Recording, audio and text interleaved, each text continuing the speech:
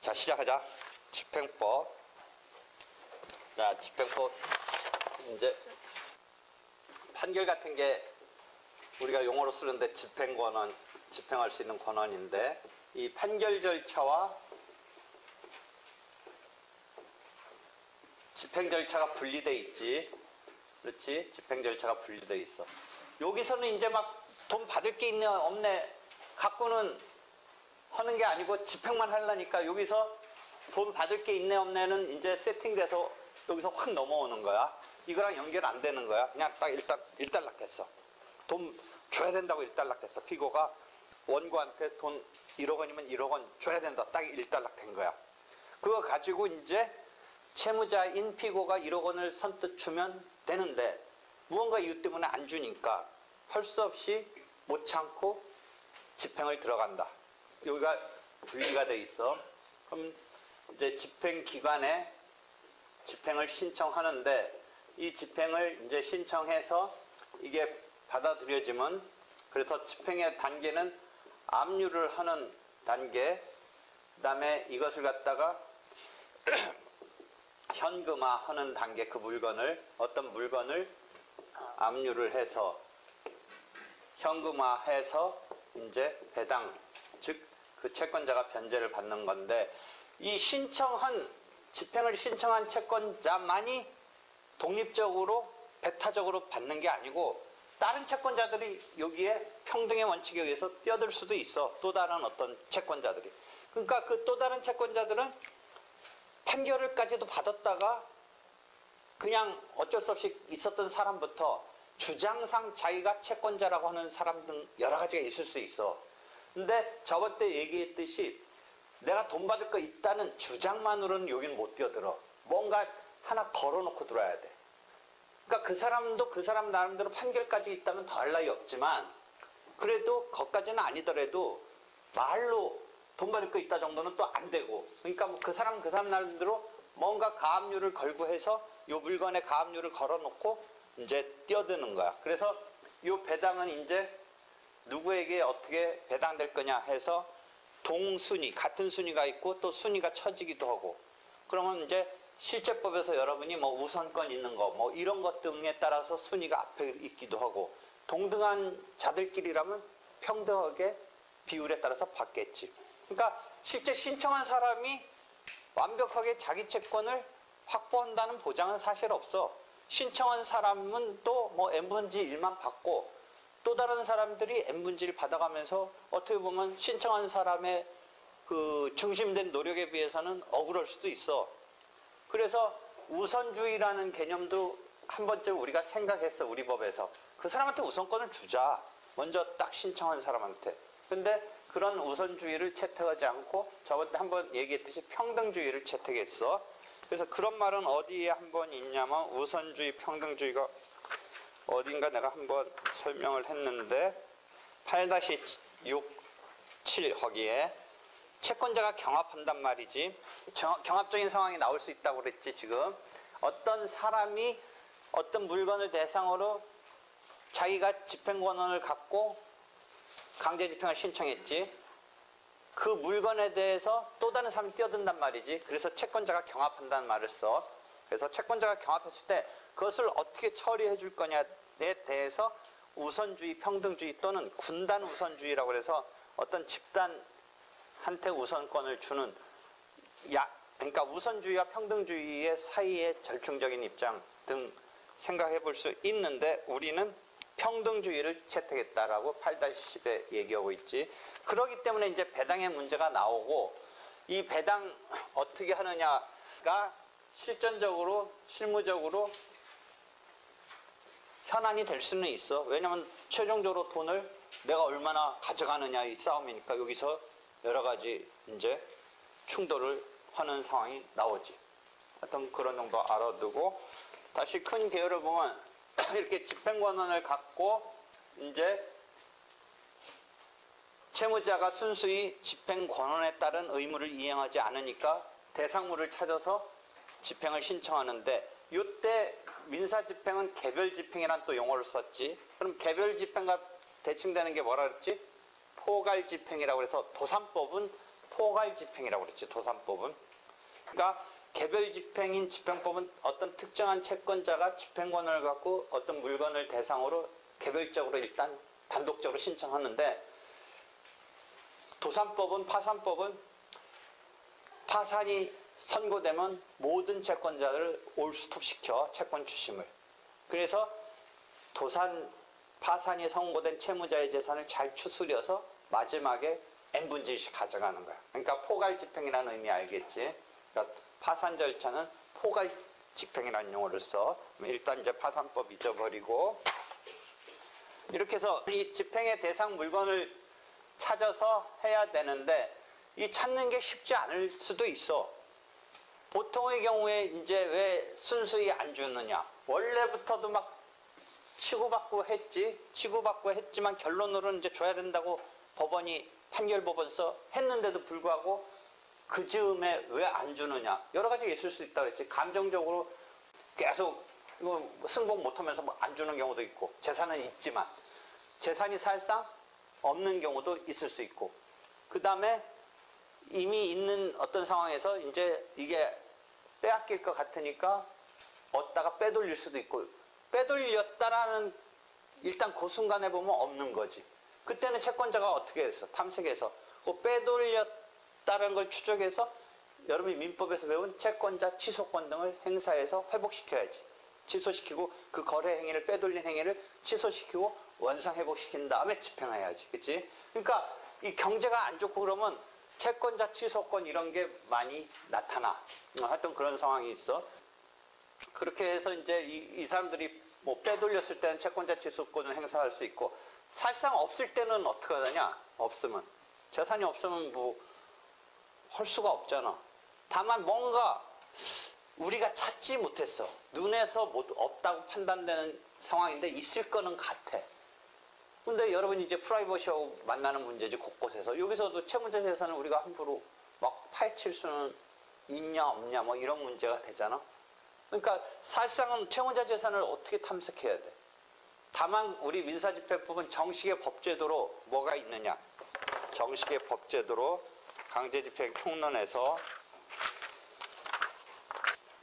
집행보조 절차라고 그래서 옆번호 9-1로 가봐. 집행보조 절차. 집행예비 절차라고도 하고 집행보조 절차라고도 해. 어떤 느낌인지 알겠지, 용어 사용. 재산을 명시시키는 이런 절차가 있어. 재산을 명시. 채무자한테 너 재산 깔아. 어떤 일정한 요건에 이런 게 있어. 그러니까 그런 걸 활용할 생각을 해야 돼. 근데 요건이 뭐 그렇게 호락호락하지는 않아. 다짜고짜 뭐 재산 명시할 수 있는 건 아니야.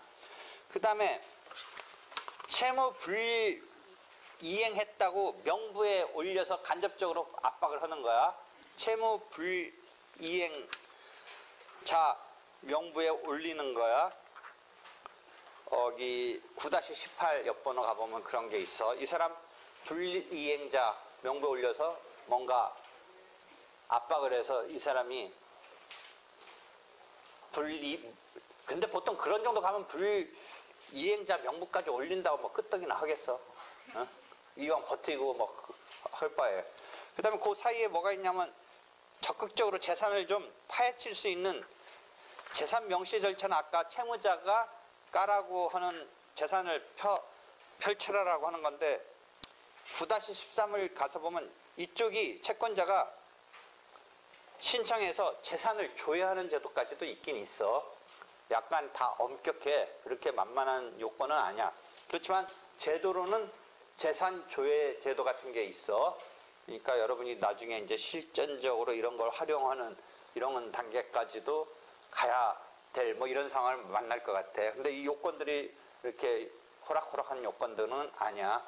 왜냐면 아무래도 이게 프라이버시하고 걸려드니까 함부로는 못하게 하고 있지. 어느 정도 확실하게 뭐 뭔가 요건을 갖추면서 해야겠지. 그래서 일단 그런 제도가 있다. 그러니까 머릿속에 나중에 재산을 탐색하거나 이런 강제 집행을 할 대상을 어떻게 확보하느냐에 있어서 그런 게 활용될 되어야 될 상황도 있다라는 거 일단 알고 다시 와서, 그래서 채무자의 재산을 가지고 이제 집행을 신청을 하는데, 이게 부동산일 경우와 동산 중에 유체동산일 경우와 채권도 동산으로 본다고 그랬지, 집행에서는. 이런 게 있지. 그러니까 이게 금전적인 청구일 때 금전적인 어떤 돈 받을 청구고, 이전 등기 같은 청구, 비금전적인 이전 등기 청구. 이전 등기 청구는 원래는 어떤 거야? 등기는 이쪽 등기 받을 등기 권리자와 등기 의무자가 공동으로 신청을 해야 되는데, 지금 의무자가 뭔가 때문에 등기를 안 넘겨주고 버티니까 소송을 통해서 확정 판결을 가지고 그 등기 의무자의 것을 가름시켜서 자기가 채권자가 가서 하는 거야. 등기 올리는 거야. 원래는 같이 가야 되는데, 같이 가서 올려야 되는데 등기를, 이 의무자가 뭔가 때문에 버티고 있는 거야. 그러니까 그 사람이 그 같이 공동으로 신청을 하는 데 대해서부터 지금 거기서 안 되고 있으니까 이 등기를 받고자 하는 사람한테 로서는 그 등기를 해야 될 사람을 상대로 소송을 내. 이전 등기 청구 소송 같은 걸 내는 거지. 그래서 이전 등기 청구 소송에서 승소하면 그게 그 등기 의무자의 공동 신청하는 그것의 한 축을 그게 해준다고 의사의 진술을 명하는 판결을 받아서 그게 의제가 되는 거야. 그 사람이 신청하는 거에 틀에 이렇게 의제가 되는 거야. 그래서 채권자가 그 판결을 갖고 가서 혼자 가서 올릴 수 있는 거야. 그렇지? 그런 경우는 금전적인 청구는 아니지. 비금전적인 청구지. 그러니까 비금전적인 청구에 대해서는 일단 별개로 하고, 지금은 우리 금전적인 청구, 뭐 대여금이면 대여금, 매매대금이면 매매대금, 손해배상이면 손해배상, 이런 것 등에 대한 싸움에서 이제 결론으로 1억 원을 지급하라. 즉 원고가 1억 원을 받을 수 있게 된 그 뭔가 집행권원 같은 판결이 대표적이지. 그런 걸 갖고 이제 집행 물건을 찾아서 부동산, 유체동산, 채권 등에 대해서 이제 집행을 하는 거야. 뭐 특수한 거는 저번 때 우리가 뭐 봤냐면 특허권 같은 거, 지식재산권 같은 거 있었고, 미쯔비시 말고 신일본 제철에 원래 그 징용자 사건 설명했던 거는 우리나라의 다행히 재산에 어디냐 포철인가 주식이 있어가지고 그 특허권 상표권 갖고 했던 근로정신대 원고의 거는 집행을 어디로 이송했다고 그래서 그때 서울지방법원에 냈는데 대전 가서 하라고 했는데, 그 미쯔비시 대상으로 그 사건 말고 징용 가서 신일본 제철에 했던 그 문제됐던 전원합의체 판결 우는 내가 얘기해준 그 사건은 국내에 다행히 포항제철인가 주식이 있어가지고 어디에 신청을 했냐면 포항에다 신청을 했어. 그거 보면 나와, 포항에다. 그치? 그러니까 그런 주식이나 특수한 재산권 같은 경우는 이제 특별한 건데, 일반적으로 우리가 보는 건 부동산, 유체동산, 채권, 집행, 이 세 가지를 생각할 수 있지. 그치? 부동산은 어디다 신청한다고 그랬어? 집행법원에. 채권도 어디다 신청한다고 그랬어? 집행법원에. 근데 일반적인 동산은 뭐야? 집행관에게 신청하는 거지. 그럼 이 집행권을 가지고 뭔가 서류를 만들어서, 서면주의니까 신청을 해야지. 처분권주의, 서면주의 이런 얘기 했지. 그래서 신청서 작성해서 들어가는 거지. 그렇게 해서 신청을 해서 강제 집행을 신청하는데, 부동산의 경우는 강제 집행에 있어서 뭐야? 민사 집행에서 강제 집행과 그거 말고 강제 관리라는 개념이 하나 있다고 했지. 그러니까 이쪽은 강제 집행을 신청한다든지 아니면 특이하게 강제 관리를 신청한다든지 할 수 있지. 강제 관리는 뭐라 그랬지? 그걸 갖다 경매 붙여서 경매 대금에서 자기네가 회수하는 게 아니라 관리해서 그 사용료 같은 것에서 회수한다, 이런 개념이라고 그랬지. 그다음에 동산은 집행관한테 이제 신청하면 집행관이 그 물건을 압류해서 이제 이것도 이제 경매를 해서 변제를 받는 거지. 채권은 집행법원에 근데 실제는 누가 이걸 담당하냐면 사법보좌관이 담당해. 법원의 경우 대부분. 완전히 집행법에서의 소송 말고는 대부분 법원의 사법보좌관이 해. 집행법원에 압류를 신청하는데 압류와 함께 요때는 현금화의 방법으로 여러분이 많이 이제 익숙해진 추심명령이나 전부명령을 같이 신청해. 요거는 근데 현금화 단계에서 나오는 용어야. 추심명령. 그렇지만 전부명령 신청 자체에 같이 신청하는 게 일반적이야. 근데 단계는 현금화 단계야. 그러니까 부동산의 경우에 경매에 해당하는, 동산의 경매에 해당하는 게 채권은 그 물건을 판다. 이런 개념으로 현금화하는 게 아니라 이 신청한 채권자가 내가 추심할 수 있게 해달라. 또는 나한테 그걸 전부해서 내 것처럼 하게 해달라. 이런 식의 현금화 수단이 쓰인다는 거지. 그러니까 집 같은 건 이게 경매를 가는 거지. 그치? 그 다음에 무슨 핸드폰 같은 거, 이거 핸드폰 그렇게 값어치 뭐 아무리 그래도 핸드폰도 꽤 비싼 동산이긴 한데 이거 파는 건데 채권은 누가 있는 거야? 을이란 채무자가 병이라는 은행이면 은행, 회사면 회사한테 저금이나 봉급을 갖고 있다라는 그 채권에 대해서, 갖고 있는 채권에 대해서 집행하는 거지. 근데 이걸 현금화한다는 것은 을을 대신해서 자기가 추심할 수 있게 해달라. 또는 을의 채권이었지만 내 채권처럼 하게 해달라라고 추심명령 아니면 전부명령이 현금화의 방법이라는 거지. 그래서 그걸 신청해서 그게 오케이 되면 이제 자기가 추심을 하든지 뭐 전부명령에서 자기가 이제 되는데, 보통은 추심명령, 전부명령 내려지면 이 병이 을한테 갖다 주면 되는데 병이 또 무언가 때문에 추심 이런 거에 선서에 응하지 않으면 할 수 없이 추심명령을 갖고 추심금 청구의 소 이런 것 등을 전부금 청구는 그 채권을 자기가 을이 병한테 갖고 있는 채권을 갑이 병한테 소송을 내는 이런 상황까지 가게 되는데, 즉 추심명령, 전부명령에 있어서 이제 그렇게 됐으니까 병이 갖다 주면 누구한테? 갑한테. 을한테 줘야 될 그 채권 채무 관계를 갑한테 이행해버리면 그 다음 단계는 생각할 필요가 없는데, 만약 그게 원활히 안 되면 결국 갑은 병을 상대로 추심금 청구나 원래 을이 병한테 청구할 수 있는 걸 직접 자기가 이제 자기 채권처럼 됐으니까 청구하는 소송이 필요하게 된다는 거지. 그치? 그러니까 추심명령, 전부명령 단계로 끝나서 자기가 뭔가 변제적인 효과를 가져오기 때문에 끝날 수도 있지만, 자칫하다가는 추심 청구소 전부명령에 있어서 전부받은 채권을 이행소송으로 내야 될 필요성도 있다는 거지. 그치? 어떤 단계로 펼쳐질지 지금 이렇게 잘 생각해봐. 그런 상황으로 펼쳐질 수가 있어. 그 다음에 이렇게 변제가 되는 거죠.